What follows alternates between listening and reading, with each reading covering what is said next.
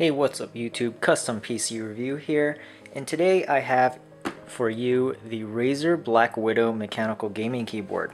Now, this is the standard edition of the keyboard. There is also an ultimate edition of the keyboard that costs about $130 or so, and that one has lit keys on the keyboard, and this one right here is the standard edition. It only costs about $79, making it a pretty affordable mechanical gaming keyboard. Mechanical being the key word here, because this does have cherry blue switches. So I'm going to start the unboxing now, and we'll take a look at what's inside, and we'll go from there. I'm getting the keyboard open. I'm just going to give you a quick shot of the back of the keyboard box. And in the back here we have, starting from here, I'm just going to lower the camera a little so you can all see the text better. 1 second. Here we go. And focus. Alright, so up here what we have is 10 customizable software profiles, on-the-fly switching, which is very interesting, and easy access media keys, which is always nice, although not something mandatory. Fully programmable keys with 5 additional gaming keys. Now these are cool in a macro keyboard, in a mechanical keyboard, because these macros are pretty useful when it comes to RTS gaming and things like that. So I'm definitely going to cover that on the review later. Over here, mechanical key architecture, and I did cover that a little before. These do have Cherry MX blue switches. Gaming optimized key matrix for minimized ghosting, so it should have N-key rollover, which means that you can hit more than 1 or 2 keys at the same time. Up here on the box, you have the tactile tap feedback, optimized actuation force of 50 Gs, reduce actuation distance of 2 millimeters, rapid key snapback, and lifespan about 50 million keystrokes, so this should last a pretty long time. Over here, full mechanical keys, 50G actuation, blah blah blah. Alright, we've all covered that. So down here what we have is pretty much the exact same thing.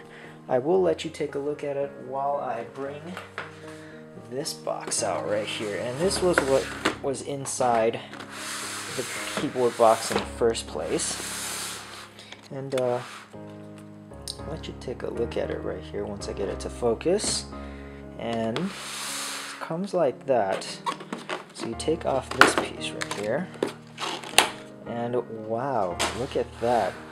A nice glossy finish. And what stands out to me right now is that this glossy finish is probably going to get a lot of fingerprints on it.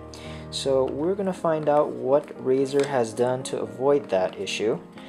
But first, we'll take the keyboard out because we cannot take a look at the keyboard with it inside the box. So I'm going to try not to destroy the box like I just did. Let's see how I can. Okay, so on the bottom here, you do have the very standard Razer manuals, and on the back here, for gamers, by gamers, razerzone.com. If anyone's interested, go to the website. They have all their products listed and all that stuff. Here you have the certificate of authenticity, standard, quick start guide, master guide, Razer sticker, and product catalog.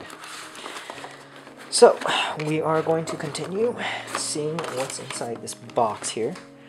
So one moment while I open it up. And that looks like it. It's just the cord.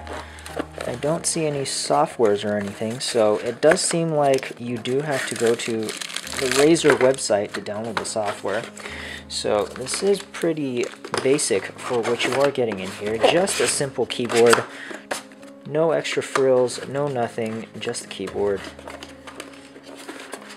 which is always nice.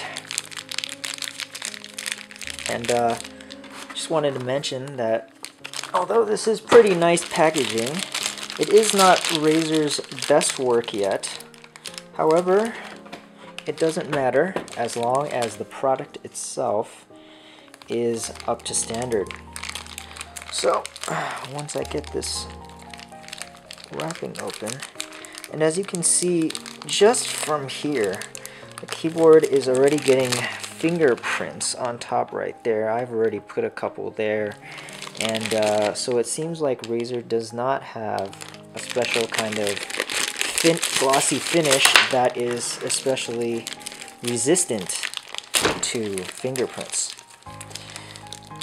So it seems like I can't really get the thing open, but I am going to take out the cord, and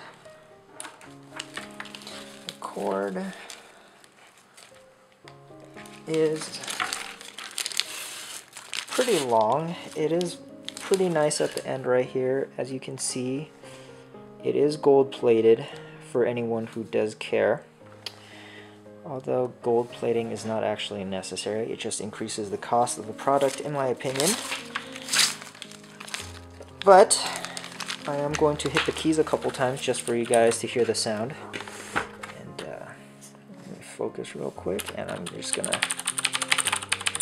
as you can hear, it does have a nice tactile feedback. Pushing the keys feels very light, and feels great. So I am definitely going to have a full review of this keyboard once I start using it for a while. I will be typing, gaming, and all that good stuff. So definitely make sure you subscribe and stay tuned for the full review.